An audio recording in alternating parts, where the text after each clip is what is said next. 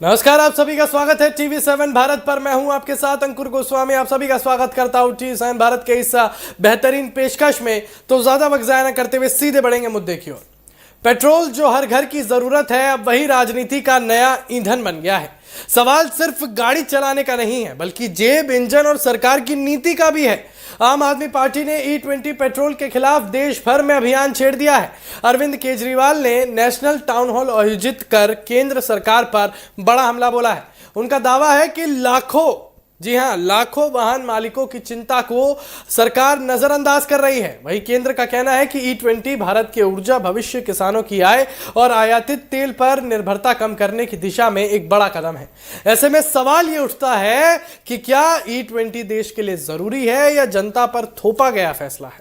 सवाल यह उठता है कि क्या महज इस E20, इस तेल, इस ईंधन के नाम पर राजनीति करी जा रही है। दिल्ली के कॉन्स्टिट्यूशन क्लब में आयोजित नेशनल टाउन हॉल में अरविंद केजरीवाल ने दावा किया कि E20 पेट्रोल को अनिवार्य बनाने के खिलाफ 2 लाख से ज्यादा लोगों ने ऑनलाइन हस्ताक्षर किए हैं। उन्होंने कहा कि इन हस्ताक्षरों को प्रधानमंत्री तक पहुंचाया जाएगा और साथ ही उन्होंने घोषणा की कि वो प्रधानमंत्री आवास तक मार्च करेंगे और मांग करेंगे कि लोगों को शुद्ध पेट्रोल और E20 पेट्रोल में से अपनी पसंद चुनने का अधिकार मिले।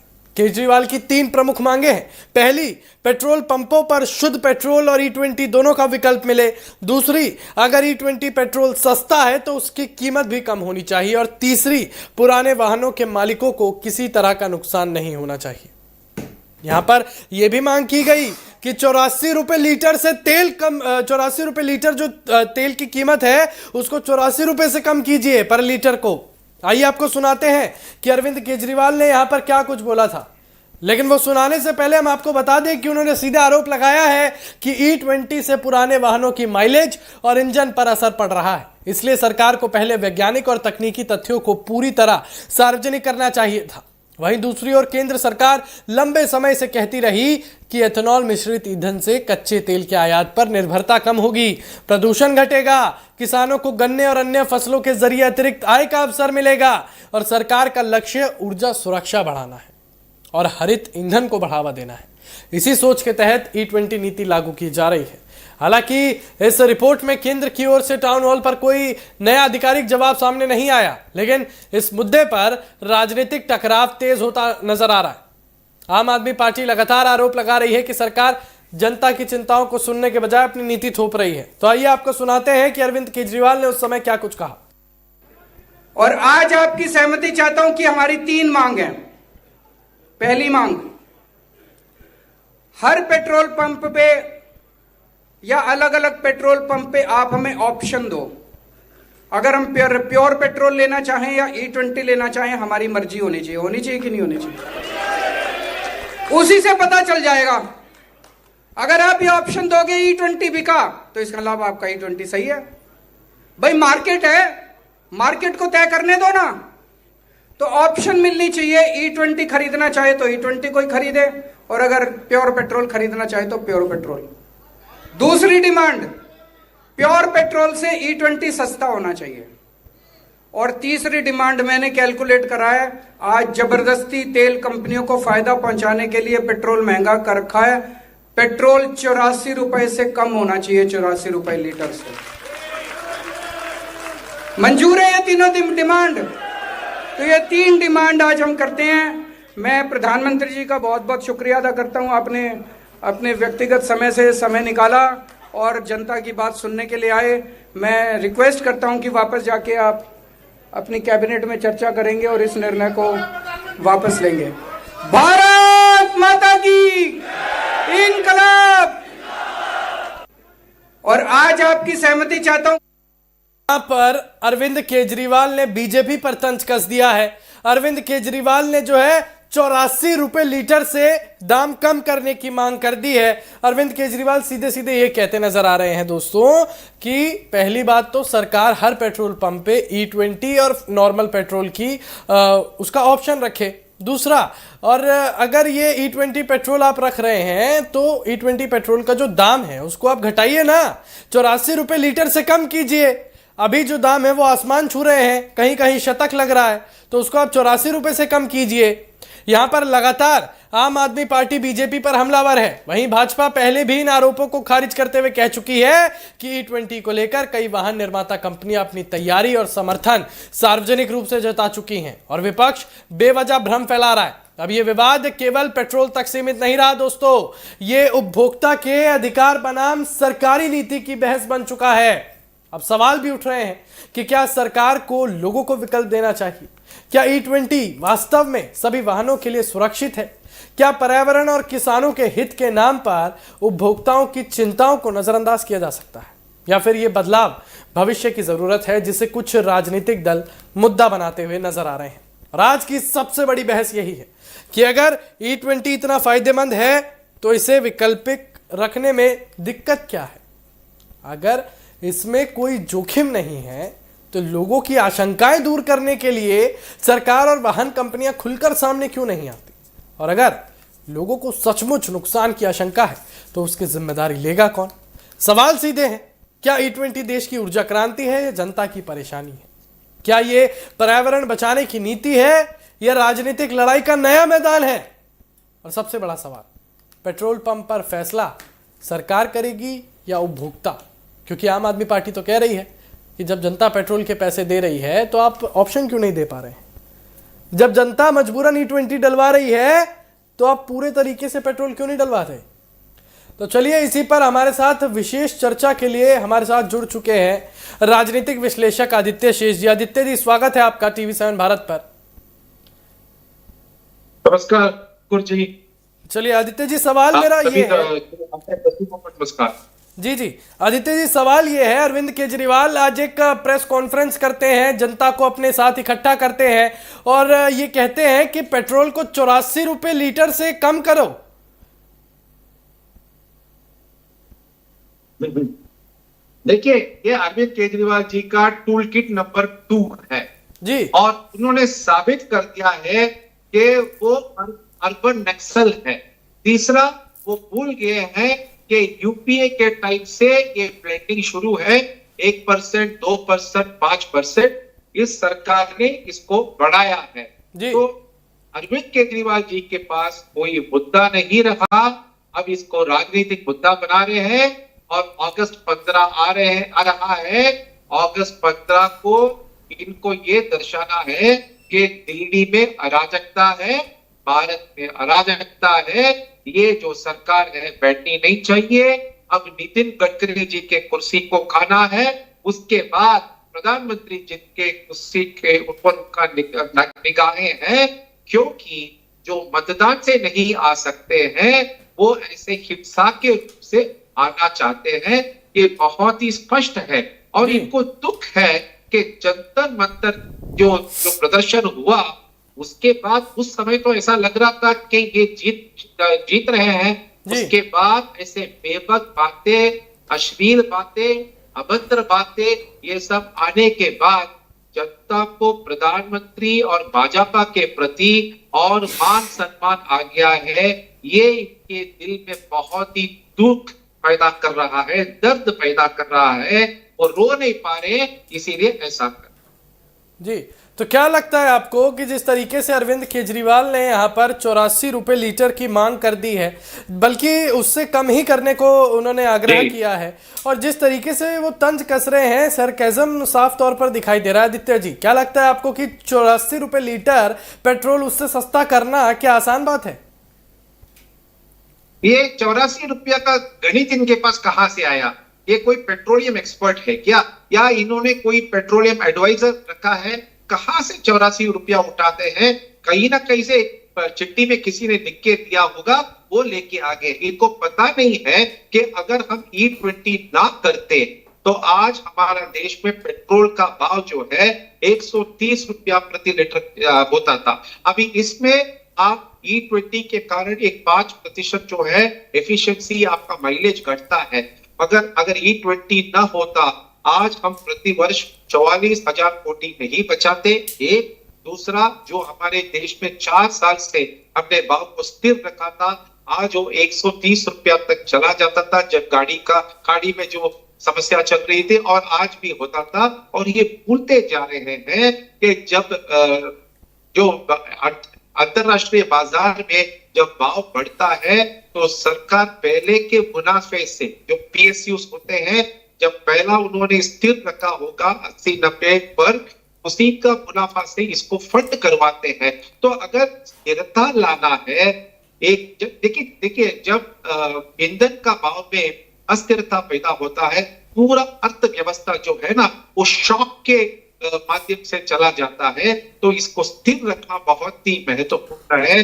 और पता नहीं केजरीवाल जी को 84 रुपया कहां से आया, शायद के मन में एक मनगढ़ा सपना आया होगा, उसी के द्वारा ये बोल रहे हैं। इसमें कोई तथ्य है ही नहीं। और यही मैंने जो कहा वही है इकोनॉमिक्स, मैंने जो कहा वही है अरिथमेटिक। आज के नागरिक जो है समझेगा इसको और बहकाव में आकर और एक प्रदर्शन नहीं करेगा। ये यही चाहते हैं कि अगस्त 15 को 15 को दिल्ली में वापस दंगा हो। अच्छा आदित्य जी, आप तो चलिए राजनीतिक विश्लेषक हैं, आप आर्थिक विशेषज्ञ हैं, आप ऑल इन वन हैं एक तरीके से, इसलिए हम आपको बिठाते भी हैं क्योंकि आपने यहाँ पर, और आपको बिठाना भी यहाँ पर ज़रूरी था क्योंकि यहाँ पर 84 रुपये जो अरविंद केजरीवाल ने बात करी है, यहाँ पर पैसों की बात आ गई। अर्थशास्त्री तो हमें बुलाना ही था। तो चलिए इसी पर ज़्यादा विशेष चर्चा के लिए हमारे साथ रुपेंद्र दुबे जी भी जुड़ चुके हैं जो कि भाजपा के नेता है। रुपेंद्र जी, स्वागत है आपका TV7 भारत पर। रुपेंद्र जी, अभी मैं आदित्य जी से यही बात कर रहा था कि अरविंद केजरीवाल ने क्या क्या मांगे रखी हैं। आपको क्या लगता है कि क्या ये केवल राजनीतिक मुद्दा बनाने की कोशिश की जा रही है या सच में लाखों लोग पीड़ित हैं? हमारे 140 करोड़ जनता को जय श्री राम, भारत माता की जय। देखिए, ये टोटली राजनीतिक मुद्दा बनाने के लिए इनकी जो है मानसिकता है जी। ये जो जनजी आया था, नीट की परीक्षा को लेके स्टार्ट हुए थे, उसमें ये विफल रहे जी। इनकी मानसिकता ये थी कि ये जो जितने भी राजनीति हैं, चाहे कांग्रेस पार्टी हो चाहे आम आदमी पार्टी हो, इनकी मानसिकता ये थी कि ये जैसे नेपाल में संसद को उखाड़ दिया गया था वैसे सेम भारत में हो जाएगा। लेकिन वो साहब हुआ नहीं। तो एक कहावत है ना, खिसियाई बिल्ली खंभा नोचे। तो इनके ऊपर अब कोई मुद्दा बचा नहीं है, तब इनको सीधा सा मुद्दा आ गया, अब कैसे जो है सरकार को घेरा जाए। तो साहब ये पेट्रोल पे चले गए। अभी हमारे बड़े भाई राजनीतिक विश्लेषक बिल्कुल सही कह रहे थे, ये 84 रुपया लाएंगे कैसे। अच्छा चलिए ठीक है, हमने एक्सेप्ट किया। तो क्या जो पंजाब सरकार का टैक्स है, जो ये स्टेट टैक्स होता है पेट्रोल पे, क्या ये कम कर देंगे, ये स्टेट टैक्स खत्म कर देंगे? तभी तो ऐसा पॉसिबल होगा ना।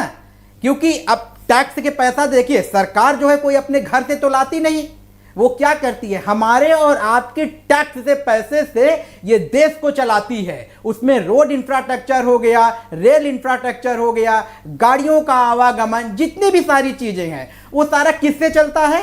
वो सिर्फ चलता है हमारे टैक्स से। जो कॉमन मैन जो है टैक्स देता है, वो चाहे नीचे से लेबर से लेके चाहे टॉप लेवल तक, वो कुछ ना कुछ, कोई ज्यादा देता है कोई कम देता है। लेकिन साहब ये मैं पूछना चाहता हूं केजरीवाल जी से, क्या पंजाब से ये टैक्स हटा देंगे, स्टेट टैक्स? तभी तो कम होगा।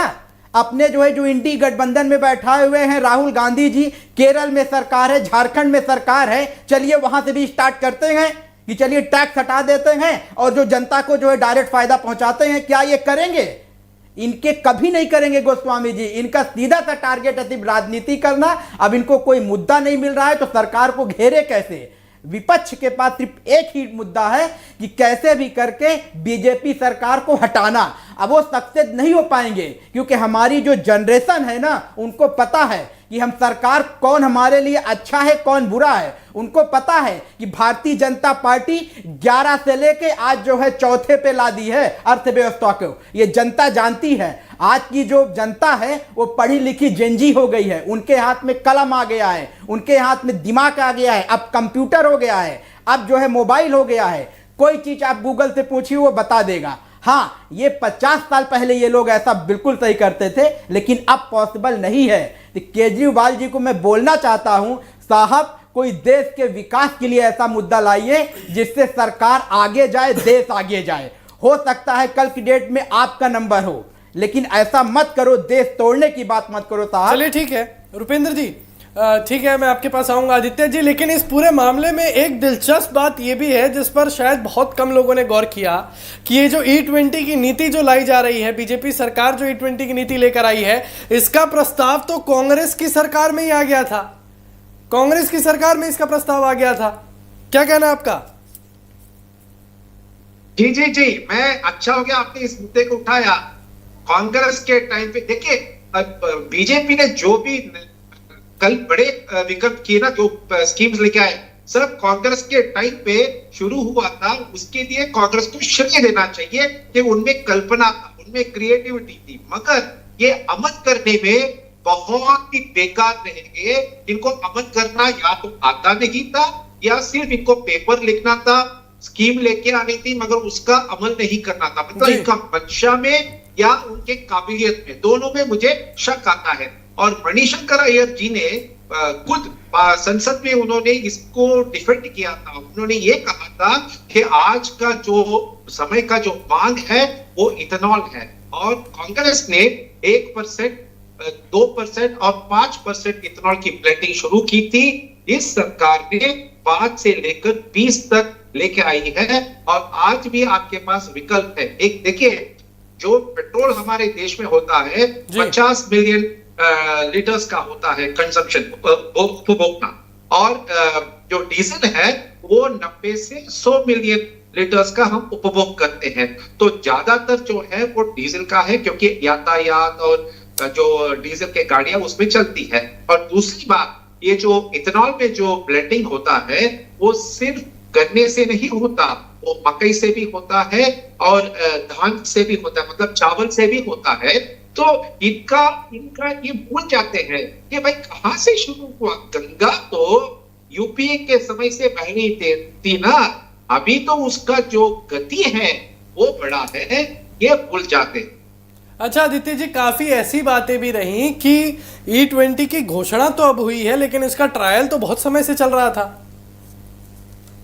बिल्कुल, बहुत समय से ट्रायल चल रहा था। इसको सभी ऑटोमोबाइल कंपनियों ने इसको पंजीकृत भी की है, इसको इन्होंने सर्टिफाई भी कर दिया है, मान्यता भी दी है। और उसके बाद जो पुराने जो वाहन थे उन पे बड़ा, मतलब वो इथेनॉल के लिए तैयार नहीं था, बट नए जो वाहन आ रहे हैं बिल्कुल इथेनॉल के लिए तैयार है। और बहुत सारे जो वाहन है हाइब्रिड भी है, मतलब इथेनॉल पेट्रोल का यूज भी करते हैं, और जो इलेक्ट्रिसिटी, ये हाइब्रिड व्हीकल्स होते हैं जैसे टाटा।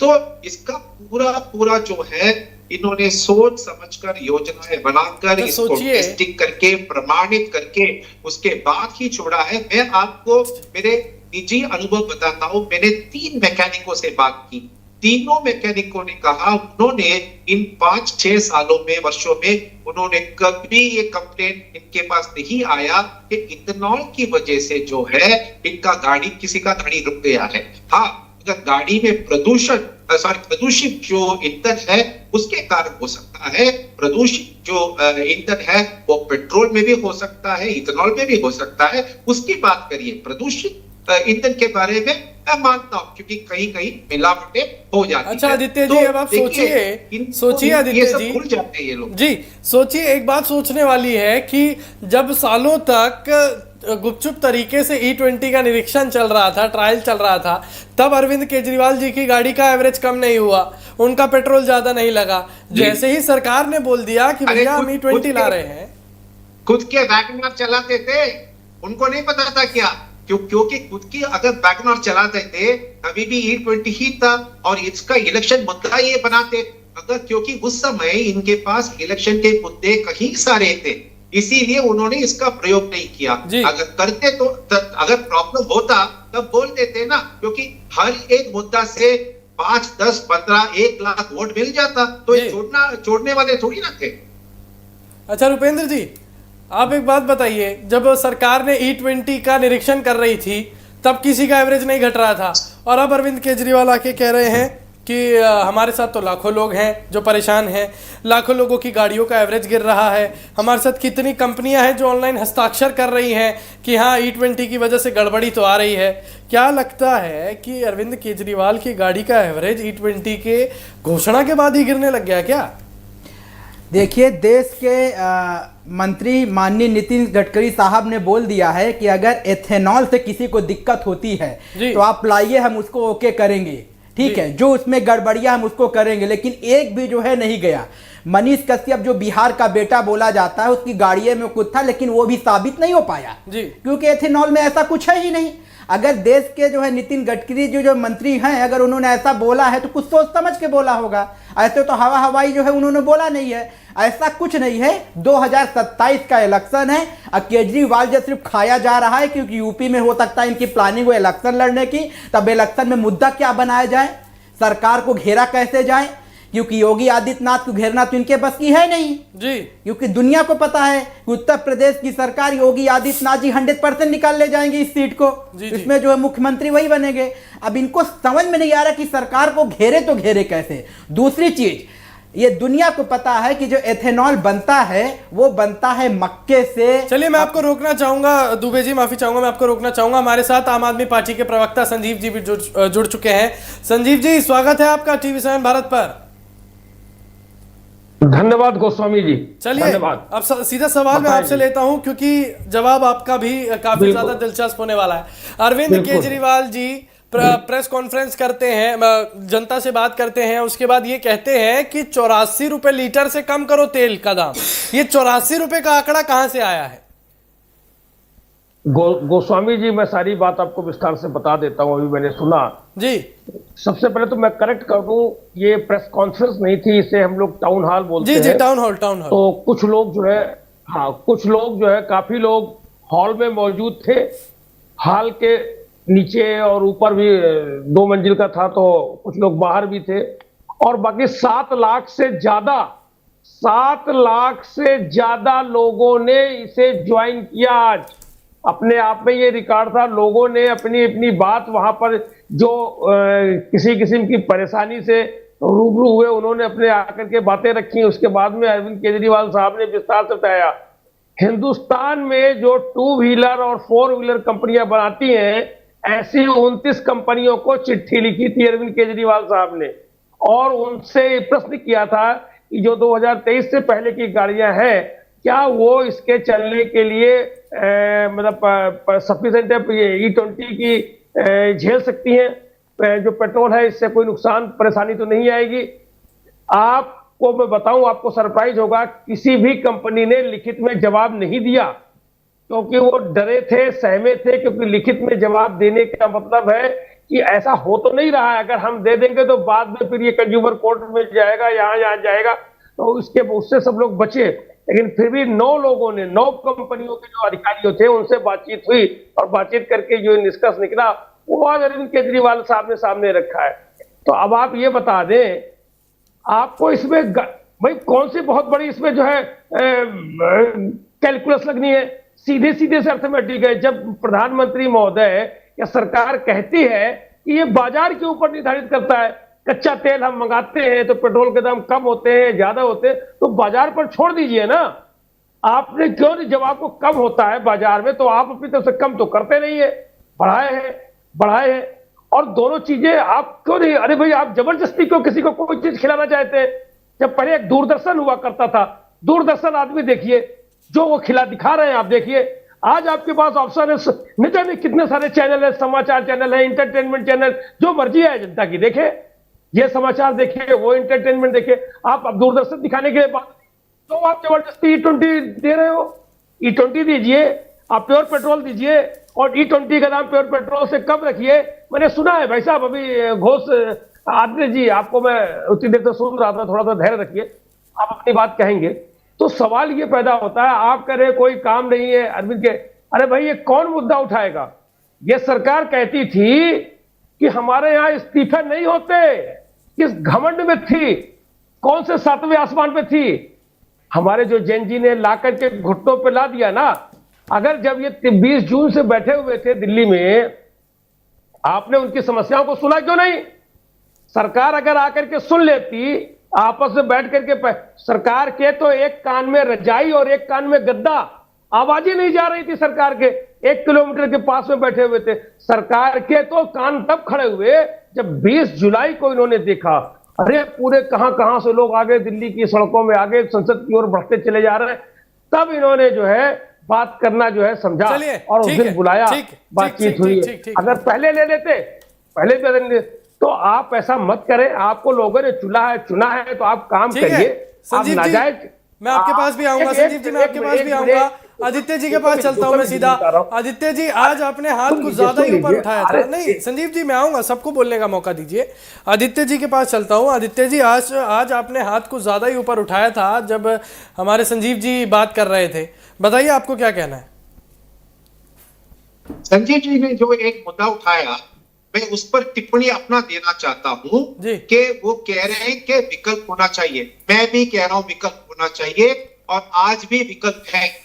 आपके पास सीएनजी है, आपके पास इलेक्ट्रिक है, आपके पास E20 है, आपके पास E85 भी है। आपके पास आज 4 विकल्प है, और चारों जो विकल्प है वो डिमांड और सप्लाई के हिसाब से होता है। अगर डिमांड होता है तो डीलर उसको स्टॉक करता है, अगर डिमांड नहीं होता है तो डीलर उसको स्टॉक नहीं करता है। तो आज भी विकल्प है।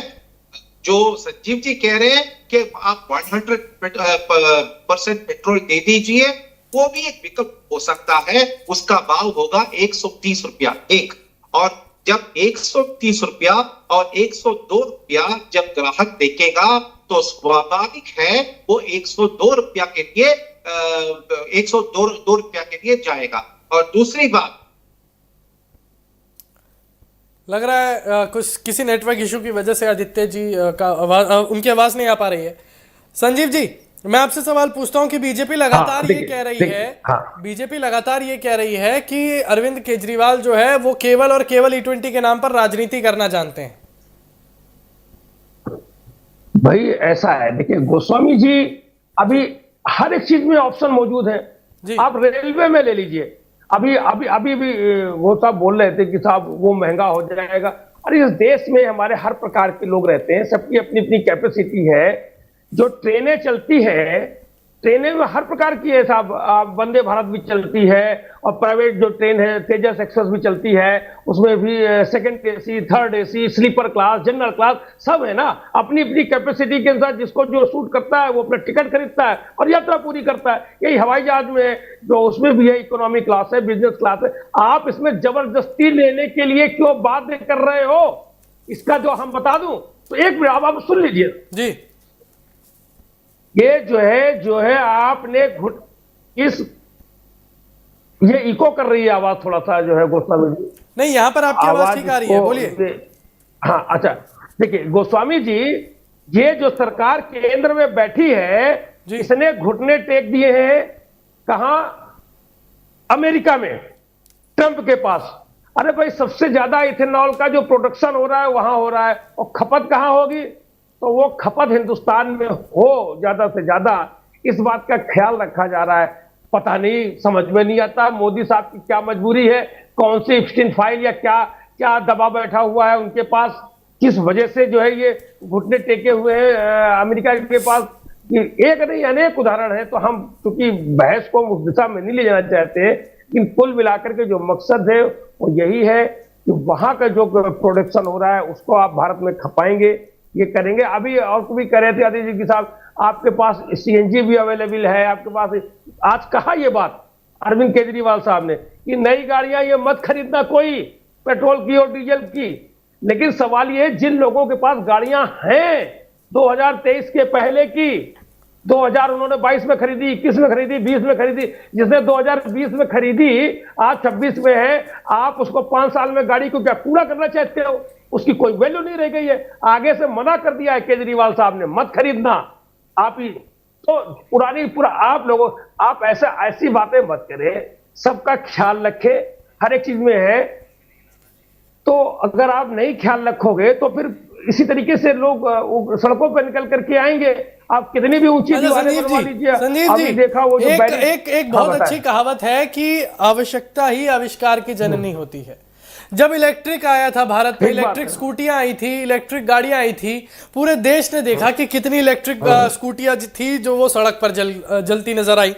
कितने आईफोन देखे, कितने हमने ऐसे चाइनीज ब्रांड के फोन देखे जो नए नए तकनीकों के साथ आ रहे थे, वो फटते हुए नजर आए। तो क्या इसका मतलब अब भारत एक कदम आगे बढ़ना ही छोड़ दे इसी डर के मारे? E20 पेट्रोल आया है, लेकिन इससे पहले निरीक्षण भी तो चल रहा था, तब तो किसी ने एवरेज को लेकर बातें की, खामियां हैं, उस पर चर्चा होने लायक बातें भी हैं। लेकिन अगर यहां पर हम लोग एक कदम आगे नहीं बढ़ाएंगे तो हम तरक्की करेंगे कैसे?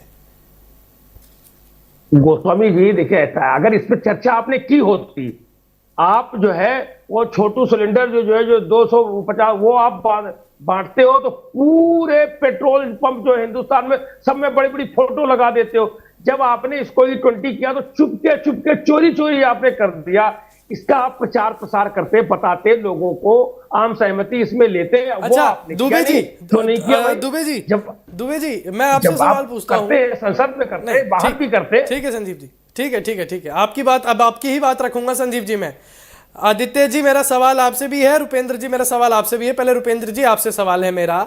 संजीव जी ने बोला कि आपने चुपके चुपके पेट्रोल डलवाया, चुपके चुपके आपने E20 डलवाया। आप उसका प्रचार तो करते, आप बताते तो सही कि हम E20 डलवा रहे हैं। यानी कि जब तक बीजेपी ने प्रचार नहीं किया तो E20 ठीक था, वो नॉर्मल पेट्रोल था, और अब जब प्रचार कर रहे हैं तो सबकी गाड़ियों में दिक्कतें आ रही हैं।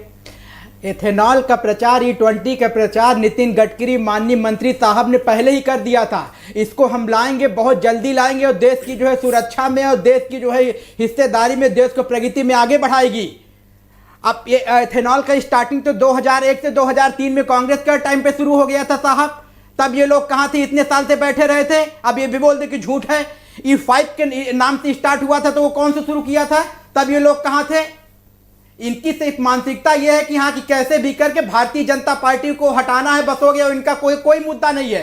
ये देश की राजनीति में एक विकंड और प्रचंड जो है लेके आए थे। अब हम ये देश को जो है प्रधानमंत्री बनने के लिए, और वो जो है नहीं बन पाए, इनकी जो है बौखलाहट है साहब। आदित्य जी आप बोलिए। देखिए मेरा दूध वाला एक बात कही है, उसके ऊपर संजीव जी आप बोलने दीजिए। संजीव जी आपके पास भी आऊंगा। संजीव जी आपको बहुत मौका दिया गया, मुझे बोलने दीजिएगा। बोलिए आदित्य जी, बोलिए। संजीव जी ने ये कहा कि आप बाजार के ऊपर प्राइसेस छोड़ दो। अरे भाई, तो फिर 130, 140, 150 जाता। हमारे गरीब जो लोग हैं, जो मध्यवर्गीय के लोग हैं, उनका पेट्रोल इस्तेमाल करते हैं, उनके लिए बहुत महंगा हो जाता। क्योंकि हमने इथेनॉल किया, उसके कारण इस भाव को हम एक स्थिर लेवल पर हम रख पाए, एक रीजनेबल लेवल पर हम रख पाए। दूसरा चीज जो है, ग्रेडेड इथेनॉल का प्रोग्राम था, वो यूपीए के टाइम से ही शुरू हो रहा था। तब से ही सरकार कह रही थी कि कुछ वर्षों के बाद हम ये पुराने जो वाहन है इसको हटाएंगे और नए वाहन जो आएंगे वो इथेनॉल ब्लेंडेड लेने के लिए तैयार होगा। तो ये तो रात गई और सुबह आई वाली बात तो नहीं है ना। ये तो कितना वर्षों से इसका प्रचार प्रसार हो रहा है। शायद संजीव जी को भूल गए होंगे, क्योंकि आज उनके पास मुद्दा न होने के कारण एक मुद्दा ढूंढना पड़ता है, और वो कहते भी हैं तो हम सुन लेंगे। अच्छा, लेकिन आदित्य जी अभी भी इन्होंने ये बोला कि बीजेपी ने प्रचार प्रसार ही नहीं किया, चुपके चुपके चोरी से पेट्रोल डाल के चले गए।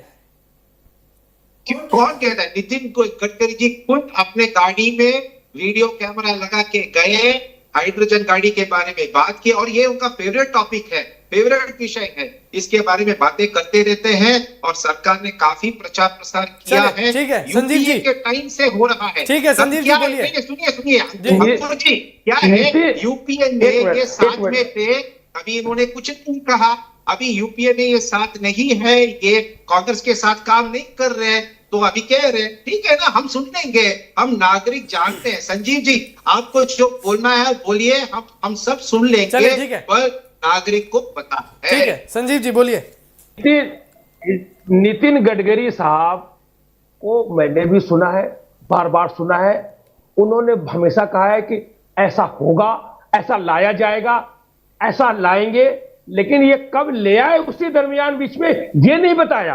ये ले आए, ये अब जब लोगों को धीरे धीरे प्रचार हो रहा है, समझ, अरे भाई आप लोगों को नहीं पता चल पा रहा है ना। अरे भाई हमें हो जाता है, बुखार हो जाता है, हमें समझ में नहीं आया कि बुखार क्यों हो गया। जब डॉक्टर के पास चेक कराने गए, डॉक्टर ने कहा ये टाइफाइड है। अरे भाई जब चेक कराएंगे तब हमें पता चलेगा, आम लोगों को पता नहीं। और दूसरी बात, जब नितिन गडकरी साहब के पास कोई बोले तो वो फौरन डाइवर्ट कर देते, भाई साहब ये मसला तो हरदीप पुरी जी के पास है। आप कमाल है, जब लेना होता तो नितिन गडकरी जी ने कितनी बार कहा ये हरदीपुरी जी का बात है, उनसे आप बात करिए, ऐसे नहीं कर चलेगा। हल्ला तो आप बचा रहे हो, और जब समस्या की समाधान करने की बात आ जाए तो हरदीपुरी साहब के पास जाओ, हरदीपुरी साहब पे चुपचाप बैठे, वो प्रधानमंत्री जी के पास जाओ, तो काम ऐसे नहीं होगा। इसी प्रकार जो ये आपका चला है, ये धर्मेंद्र प्रधान को आपने दिलवाया है इस्तीफा, खुशी खुशी नहीं दिलवाया, जो आपने और बहादुरी का काम नहीं कर दिया धर्मेंद्र प्रधान जी ने, जो दूसरे दिन उनको फूल माला है पगड़ी हर जगह स्वागत हो रहा है। उनको शर्म आनी चाहिए कि वो संभाल नहीं पाए मंत्रालय को, है एक बार नहीं, दो बार नहीं, और उनको फटना पड़ा। अरे इस्तीफे की बात कर रहे हैं, एक मिनट, इस्तीफे की बात कर रहे हैं। धर्मेंद्र प्रधान का इस्तीफा दिलवाया है, क्या पंजाब में इस्तीफा दिलवाएंगे? पंजाब में इस्तीफा दिलवाएंगे आप? इस्तीफे की बात कर रहे हैं, किस लिए पंजाब में इस्तीफा होगा? यहाँ पर मनीष जी ने तो हमेशा कहा है, मनीष जी ने हमेशा कहा है अगर पेपर लीक हुआ हो तो बताइए, 19 जुलाई में कोई नकल तो करते इस्तीफा हुए पकड़ा दिलवा गया, दिया, आप भी नकल दिलवा करना। दीजिए ना संजीव जी। अब आप मुद्दे को भटकाने की बात करेंगे, हम भी उसी मुद्दे पर किस लिए? पेपर लीक की तो बात हो ही रही है अगर जो पंजाब है में, कहीं पेपर लीक की तो बात हो रही है ना पेपर पंजाब लीक में। हुआ है क्या? कहां पेपर लीक हुआ बताइए, कब पेपर लीक हुआ? 19 जुलाई को जो चलिए फार्मेसी आदित्य जी से सुनते हैं, आदित्य जी से एक बारी बात करते हैं। आदित्य जी बताइए, T20 की हम बात करेंगे तो यहाँ इस्तीफों पर बात चली जाएगी, यहाँ पर हम पुरानी हिस्ट्री निकाल कर लाएंगे, फिर इस्तीफे पर पहुंच जाएंगे, क्या लगता है आपको? जी नहीं, ये क्या है, देखिए जो संजीव जी कह रहे हैं ना, उनको कहने दीजिए। हम नागरिक जानते हैं ये दुगलापन, पंजाब में हो तो सही, कर्नाटक में हो तो सही, तेलंगाना में हो तो सही, मगर भारत में हो तो सही नहीं है। नहीं है, ये तो दुगलापन तो दिखता है। अंकुर जी, हम इस पे समय क्यों व्यर्थ कर रहे हैं? क्यों व्यर्थ कर रहे हैं हम इसके ऊपर? जी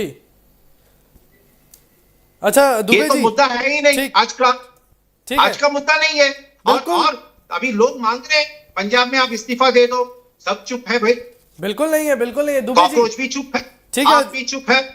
जी आदित्य जी मैं आऊंगा आपके पास भी अभी। दुबे जी, देखा आपने किस तरीके से हमने जरा सवाल क्या कर दिए T20 को लेकर, यहाँ पर हमने पिछली बातें क्या याद दिला दी, तो ये इस्तीफे पर पहुंच गई आम आदमी पार्टी।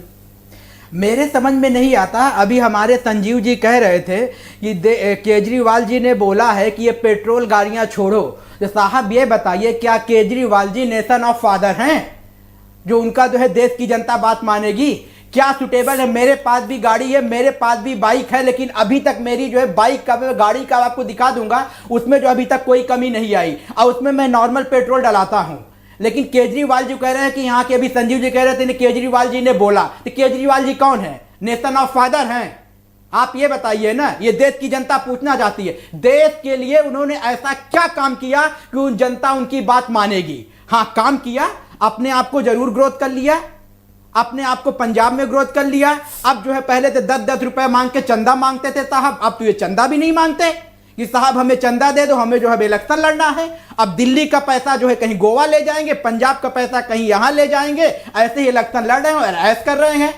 अरे साहब बात आपकी जनता तब मानेगी, बात मानती है देश के जैसे हमारे अन्ना हजारे जी हैं, देश में जो हमारे भगत सिंह थे, देश में हमारे चंद्रशेखर आजाद थे, देश में हमारे सुभाष चंद्र बोस थे, जिन्होंने अपनी आहुति दिया है और देश के लिए किया है। उन्होंने अपनी बेटवा बिटिया और पर्सनल स्वार्थ के लिए नहीं किया है गोस्वामी जी, उनकी बात मानी जाती है। ठीक है दुबे जी, ठीक है। आदित्य जी बताइए।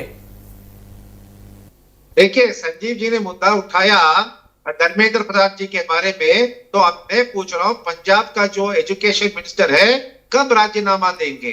क्योंकि धर्मेंद्र जी ने तो दे दिया, अभी वही हो गया है पंजाब में, तो कब देंगे? लेकिन कर्नाटक में इनके मित्र कांग्रेस है, कब देंगे? मुझे ये पूछने में ये विवश कर रहे हैं क्योंकि दुगलापन सही नहीं है। ये डिबेट में दुगलापन नहीं चलेगा। अब आप अगर बात करते हैं तो मुद्दे पर बात कर दीजिए। अब आदित्य जी आप अगली पार्टी के पास मुद्दा नहीं छोड़ेंगे बोलने के लिए, तो वो क्या करेंगे? अब शायद इनको नहीं पता होगा कि आप राजनीतिक विश्लेषक भी हैं, आर्थिक विशेषज्ञ भी हैं, पेशे से आप सीए हैं। अब ये लोग आंकड़ों की बात करेंगे, लेकिन जब हम आंकड़ों की बात करेंगे, जब आप आंकड़ों की बात करेंगे, आपने कुछ सवाल ही नहीं छोड़ा। इनको आंख में खटकता मिर्ची लगती है क्या? जब हम पूरा वर्ष में 40,000 कोटी बचाते हैं, 44,000 करोड़ हम बचाते हैं, ये तो देश का है ना, और पेट्रोल टेररिज्म से हम बचते हैं, ये देश के लिए सही है ना। तो मैं जब पूरा इसको समक्ष रूप से मतलब परिपूर्ण रूप से देखता हूं तो मुझे लगता है कि ethanol is the need of the hour. इस देश के प्रभुत्व को बचाना है, इस देश के पैसों को बचाना है, विदेशी मुद्रा को बचाना है, इस देश को एक स्थिर के रूप में स्थिर लेवल पे रखना है। तो E20 अनिवार्य है, इलेक्ट्रिक व्हीकल्स अनिवार्य है, हाइड्रोजन वाहन अनिवार्य है, सब अनिवार्य है और हमें सब कुछ करना चाहिए। देखिए इनके लिए मुद्दा कुछ छोड़िए ना, छोड़ते कुछ चलिए। लेकिन आदित्य जी, ये कौन लोग हैं? जब E20 के बारे में ज़्यादा लोगों को नहीं पता था तब उनकी गाड़ियाँ बढ़िया एवरेज दे रही थी, बढ़िया माइलेज दे रही थी, और जैसे ही अब E20 की घोषणा कर दी, E20 बता दिया। संजीव जी हमारे साथ दोबारा जुड़ चुके हैं। संजीव जी, मैं सवाल सीधा आपसे ही करूँगा ये। संजीव जी, ये बताइए कि जब E20 का ज़्यादा लोगों को नहीं पता था तब इतनी हमने शिकायतें तो सुनी नहीं, और अब जब E20 की घोषणा हो गई है तब केजरीवाल जी को बहुत सारी शिकायतें आ रही हैं। बहुत बहुत अच्छा प्रश्न आपने किया अंकुर जी। जी आवाज आ रही है मेरी आपके बिल्कुल पास? आ रही है, बिल्कुल बहुत बढ़िया आवाज आ रही है सर, बोलिए। हाँ देखिए अंकुर जी, आपका प्रश्न बहुत अच्छा है। देखिए सवाल ये होता है, आम आदमी को, सामान्य जनमानस को आज भी नहीं पता है, आज भी अभी भी इतने शोर शराबे के बाद भी वो तो पेट्रोल पंप गया, भैया हमें 100 रुपए का पेट्रोल दे देना। बाइक वाले ने, कार वाले ने कहा भैया 1000 रुपए का पेट्रोल डाल देना, जितना डलवाता था डलवा रहा है, काम उसका चल रहा है। जब खराबी आई, जब प्रॉब्लम आई धीरे धीरे, तब कोई मैकेनिक के पास गया, कोई अपना अंदाजा लगा रहा है कि भाई साहब ये वजह हो गई। आवाज आ रही है आपकी? जी जी आ रही है, बोलिए। हाँ, तो कोई अंदाजा लगा रहा है कि साहब ये वजह हो गया होगा। वो जब आपको धीरे धीरे तब तक मामला, भाई मैंने आपको उदाहरण तो दिया, जब आपको नॉर्मली कोई बुखार आ गया, आपने यही समझा कि बुखार आ गया टॉक्सिन की टेबलेट लिया। जब आप डॉक्टर के पास गए, उन्होंने प्रॉपर चेक किया, तब आपको पता चला ये तो टाइफाइड है या ये है या वो है। तो ये चीज अगर पहले से बता दी गई होती, जैसे तमाम तरीकों का आप शोर शराबा करते हो, साहब 8 बजे आकर के टेलीविजन में बताते हैं कि हम ये करेंगे, नोटबंदी करेंगे, हम ऐसा करेंगे, तो आप बता देते ना कि क्या दिक्कत थी उसमें, लोग समझ जाते। लोग आज भी इतने शोर शराबे के बाद भी नहीं पता। अच्छा नहीं संजीव पता जी, चल रहा है, संजीव पता ही जी, नहीं। दुबे जी ने मुझे कहा हाँ, बताएं। कि मेरी गाड़ी के एवरेज में कोई दिक्कत नहीं आई। आदित्य जी ने मुझे कहा कि मेरी गाड़ी भी एकदम मक्खन चल रही है। आपने E20 डलवाया था क्या? आपकी गाड़ी में खामियां दिखने को मिली क्या? 7 लाख लोगों ने आज ज्वाइन किया।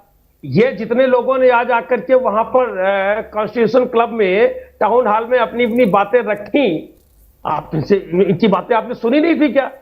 ये तो बिल्कुल खुले में उन्होंने बोला। मनीष कश्यप जी के नाम अभी ले ही रहे थे, खुद ही हमारे आदित्य जी या तमाम और जितने सारे लोग हैं, लोगों ने अपनी अपनी बातें रखी हैं। तो वही होता है किसी भी चीज में, जनमानस को अगर आप अलर्ट नहीं करोगे। कोरोना के बारे में सरकार आम आदमी को पता ही नहीं था पहले क्या होता है, क्वारंटाइन करना है 14 दिन, सरकार ने कहा, तो पता ही नहीं वो एक। तो सरकार को बताना पड़ेगा, सरकार को समझाना पड़ेगा, सरकार की सरासर गलती है। और आप कह रहे हैं कि ये मुद्दा गलत है, ये मुद्दा ठीक नहीं है। अरविंद केजरीवाल जी समय जाया कर रहे हैं, ध्यान, वो मुद्दा सही था। जो अयोध्या में चंदा चोरी हो गया था, उसमें शर्म नहीं आई आपको? वो मुद्दा ज्यादा सही था, इस पे बात ना करें। अरे संजीव जी, आप बताइए, एक बात बताइए, कोरोना के समय में आपके नेता वैक्सीन लगाने से डर रहे थे, आपके नेता बोल रहे थे कि वैक्सीन गलत लग रहा है। अरे भाई संजीव जी, नहीं, अरे बच्चा, छोटा बच्चा है, मुद्दे पर बात करेंगे। अरे सुनिए गोस्वामी जी, आपको समझाना पड़ेगा, मोटिवेट करना पड़ेगा। अभी भी बच्चा जाएगा डॉक्टर के पास, डॉक्टर इंजेक्शन लगाता है, अभी भी बच्चा डरता है। अरे तो आपको समझाना पड़ेगा, आप सरकार में है।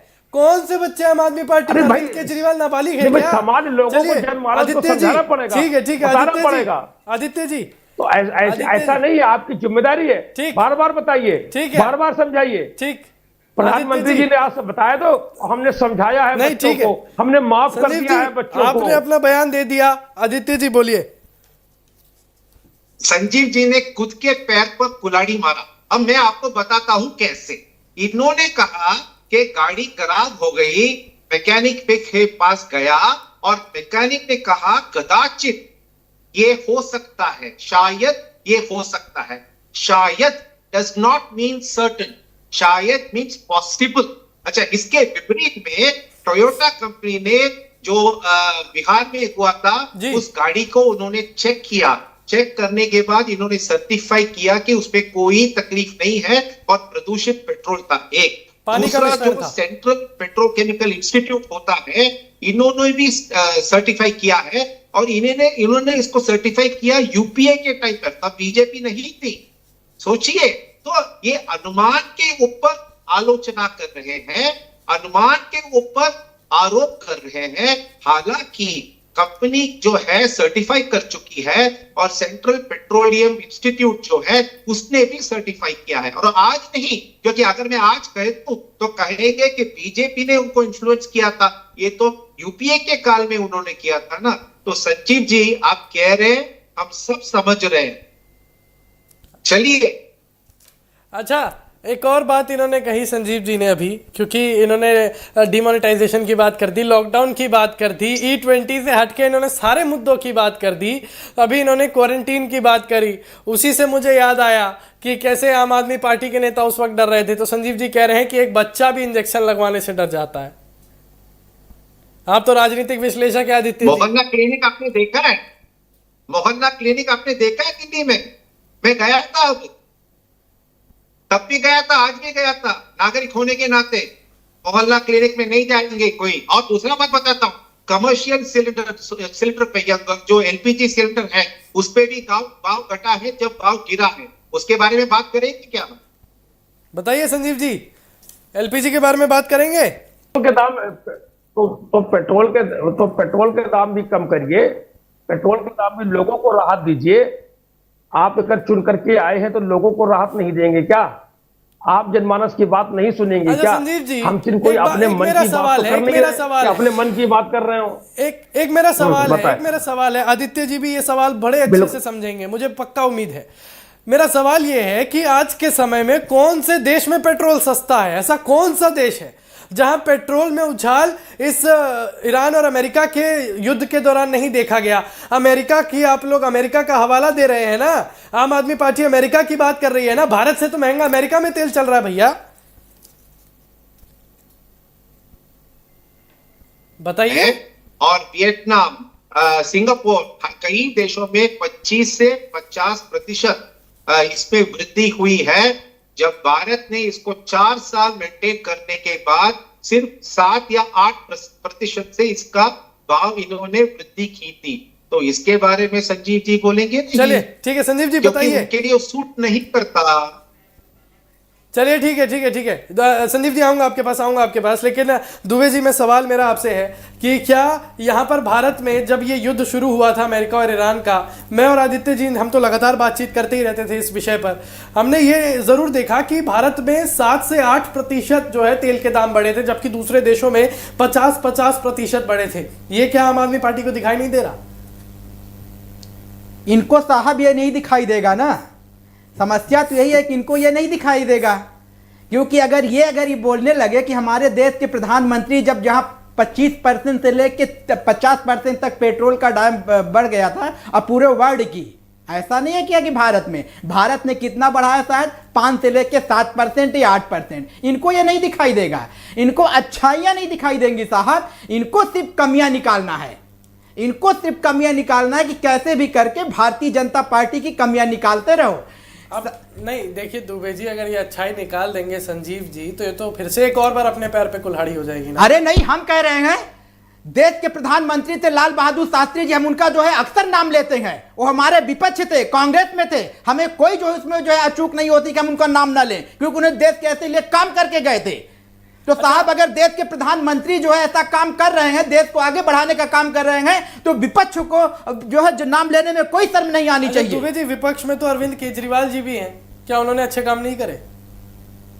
सही बताऊं आपको, राजनीति से हटके, अब मैं आपको राजनीति से हटकर गोस्वामी जी बोलना चाह रहा हूं। जो नीति अरविंद केजरीवाल जी लेके आए थे ना, मैं राजनीति से हट के बोल रहा हूं, 20 साल या 30 साल बाद वो देश के प्रधानमंत्री होते, लेकिन वो उन्होंने फिर वही ओछी राजनीति, गंदी राजनीति, चोर फरे मक्कार सब ये करना संजीव स्टार्ट जी, कर दिए, बहुत इसलिए बड़ी वो बात चले कर गए दी। सत्ता से। संजीव जी बहुत बड़ी बात कर दी दुबे जी ने यहाँ पर कि जिस नीति के साथ आए थे, जो आपने बातें रखी थी अरविंद केजरीवाल ने कि नहीं जी भैया मैं वैगनार में घूमूंगा, मुझे सरकारी काफिला नहीं चाहिए, मुझे सरकारी घर नहीं चाहिए, मैं जनता के लिए हूँ, मेरी पार्टी का नाम आम आदमी है, मैं आम आदमी हूँ। लेकिन शीश महल उन्होंने लिया, काफिला उन्होंने लिया, दिल्ली से हार के बाद पंजाब में गए वो, और पंजाब में काफिला किसके खर्चे पे चल रहा है? अरविंद केजरीवाल का।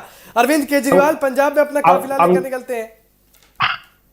अंकुर जी मुझे भी गर्व होता है, भारत के प्रधानमंत्री अटल बिहारी वाजपेयी साहब थे जी, बहुत शानदार व्यक्तित्व उनका था।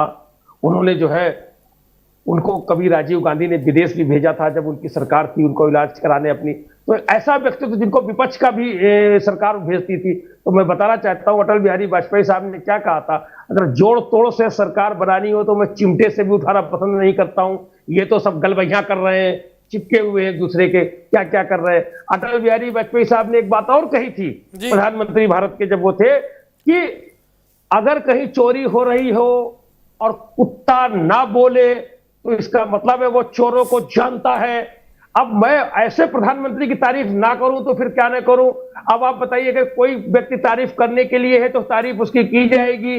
वर्तमान में कौन चौकीदार है, क्या चौकीदारी हो रही है, देश में चढ़ावा लूटा जा रहा है, पूरी दुनिया में विश्वगुरी का दावा करते हो, बदनामी हो रही है, आप ऐसे सरकार चलाएंगे?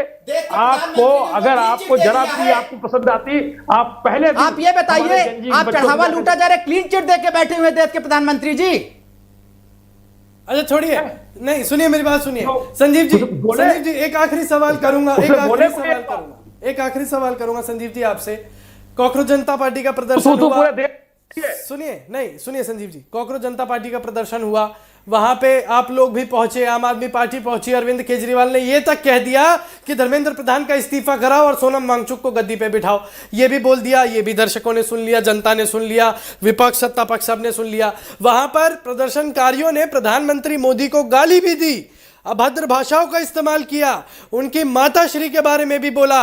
यह राजनीतिक तौर पर क्या सही था या नहीं, आप बताइएगा। उसके बाद दूसरी बात, प्रधानमंत्री मोदी ने कल ही एक वीडियो डाली सोशल मीडिया पर जिसमें उन्होंने बोला कि मैं उन सारे बच्चों को, उन सारे छात्रों को माफ करता हूं क्योंकि उनकी कोई गलती नहीं है, सबको हक है, अधिकार है अपनी बात रखने का, लेकिन किसी के निजी व्यक्तित्व पर बोलने का अधिकार है क्या? अब आपको क्या लगता है? मैं संजीव जी आपसे पूछ रहा हूं, क्या आपको लगता है प्रधानमंत्री ने जो माफ किया वो सही था? दोनों बातों का जवाब देता हूं, दोनों बातों का। तो पहली बात, ये शुरुआत में 20 जून को ये लोग बैठे थे, सीजेपी के लोग 20 जून से बैठे थे, फिर उसके बाद 28 जून को सोनम वांगचुक साहब ने ज्वाइन किया एक हफ्ते बाद। बिल्कुल। तो अगर सरकार समय रहते आ जाती, बात कर लेती, तो विपक्षी नेताओं को जाने की आवश्यकता ही नहीं पड़ती। लेकिन सरकार ने, तो मैंने पहले ही कहा था, एक कान में रजाई और एक कान में गद्दा ठूस के रखे हुए, सुनना ही नहीं है। तो मजबूरी में विपक्षी जो दल है उनके नेताओं ने जाकर के वहां पर बैठे। आपने मौका क्यों दिया? सरकार ने मौका क्यों दिया? अब दूसरी बात पे आपके आ जाता हूं, आपने कहा था गाली गलौज वाली जो बातचीत हुई है, आपकी पार्टी भी मालिक आंदोलन से ही आई है, कम से कम आप तो ऐसा मत बोलिए संजीव जी। आपकी पार्टी का अस्तित्व भी इसकी शुरुआत किसने की? अरे भाई गोस्वामी जी, इसकी शुरुआत किसने की? 50 करोड़ की गर्लफ्रेंड और हाइब्रिड बछड़ा, क्या क्या। आज ही हमारे जो सांसद हैं संजय सिंह जी, उन्होंने क्या कहा है, हमारा फोन, मोबाइल फोन एक दिन प्रधानमंत्री जी आप रख लीजिए और देखिए उसमें सुबह से 24 घंटे में आपके लोग कितनी गालियां देते हैं मेरी माता जी को। ये संजय सिंह ने कहा। आपने जो अपने लोगों को ट्रेनिंग दी है, जो आपने माहौल पैदा किया है, वो आपको अगर कोई पलट करके दे रहा है तो आपको तकलीफ हो रही है। इसने कहा था 50 करोड़ की गर्लफ्रेंड, इसने कहा था हाइब्रिड बछड़ा। मैं नेशनल चैनल से बोल रहा हूं संजीव जी, भारतीय जनता पार्टी का एक भी बंदा गाली नहीं दे सकता। अगर वो गाली देता है मैं उसका जो है खंडन करूंगा। अरे आप बताइए किसने गाली दिया है, किसने मां बहन की किया है? कभी नहीं हो सकता। प्रधानमंत्री महोदय ने क्या कहा है? अरे गाली नहीं दे सकता ना। एक मिनट संजीव जी, क्या कहा प्रधानमंत्री ने क्या कहा? ये आप जो समाज घर के परिवारों की बहन बेटियां हैं और राजनीतिक दलों में काम करती हैं, सब किसी भी राजनीतिक दल में हो, आप इस तरीके का भाषा शैली आप अपनाओगे? तो सीधे सीधे प्रधानमंत्री जी को कहता हूं, उन्होंने माहौल पैदा किया, 50 करोड़ गर्लफ्रेंड बोला, क्यों बोला जी? आपने माहौल बनाया भाई, आपने स्पेस दिया। किसको बोला 50 करोड़ की गर्लफ्रेंड बोलने के लिए? किसको बोला? सोनिया जी का नाम लिया था, बताइए। सोनिया जी का नाम लिया था। स्वामी जी समर्थन करेंगे? चलिए आप बताइए नाम लिया था सोनिया जी का। आप दोनों रुक जाइए। चलिए ठीक है, ठीक है, ठीक है। आदित्य जी, ये मुद्दा जो है अभी भी भटकता हुआ ही नजर आया है, अभी भी भटकता हुआ नजर आया है। आपने अभी जो है हाथ उठाया, बताइए आपको क्या कहना है, थोड़ा जल्दी बोलिएगा, समय सीमा को हमें ध्यान में रखना है। मैं संजीव जी की तारीफ करना चाहता हूं, और सुनिए क्यों। कि कम से कम वाजपेयी जी के देहांत के बाद ये वाजपेयी जी को तारीफ कर रहे हैं, क्योंकि जब जीवित थे तब पूरा ये राजनीतिक जो कौन था ना, उनको गालियां देते थे, उनके ऊपर आलोचना करते थे। अब मुझे लगता है आपसे प्रशंसा सुनने के लिए हम सबको मरना पड़ेगा, मरने के उपरांत ये पद्मश्री देंगे। चलिए ठीक है, ठीक है। तो यहां पर दर्शकों सीधे तौर पर E20 से मुद्दा धर्मेंद्र प्रधान के इस्तीफे पर गया, पंजाब भी पहुंचा, अटल बिहारी वाजपेयी तक भी पहुंचा। चलिए फिलहाल आप तीनों का बहुत बहुत धन्यवाद हमारे साथ जुड़ने के लिए। नमस्कार।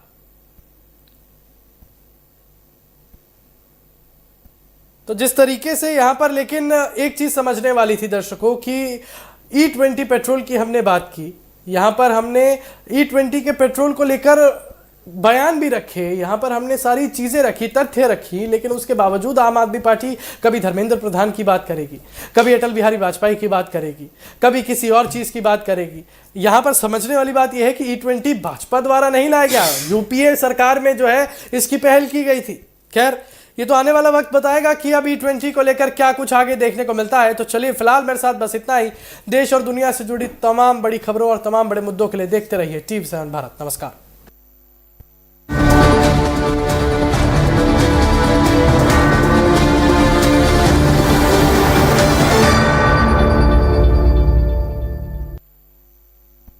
एमसीडी गिराने भी आई थी और तब कपिल मिश्रा ने ही घर को बचाया भी था। मौजूदा समय में दिल्ली सरकार में मंत्री कपिल मिश्रा ने पूर्व में आप पार्टी से